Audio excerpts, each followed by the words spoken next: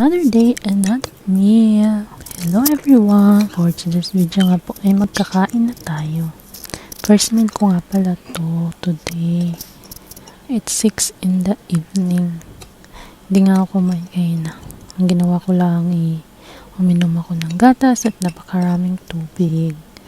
Tapos, ayan, naglinis ako kasi katatapos lang ng ulan dito sa Dubai. At ayun, naglinis ako. Kaya ayan, gutom na gutom ang person. So, ayan. Yan leftover po yung mga kinakain ko. Kagabi pa yan. So, pag nag-diet kayo, huwag kayong matakot kumain ng meat. Dahil yan ay protein po, no? Sa akin lang naman huwag talaga akong mag-rice. At ikasampung araw ko na nga pala today na hindi nag-rice. Ayan. Namiss ko yung karne. Ayan. Lang naman ang kinain. Tapos kumain ako ng apple. Yan lang talaga yung hapunan ko. So, ayan.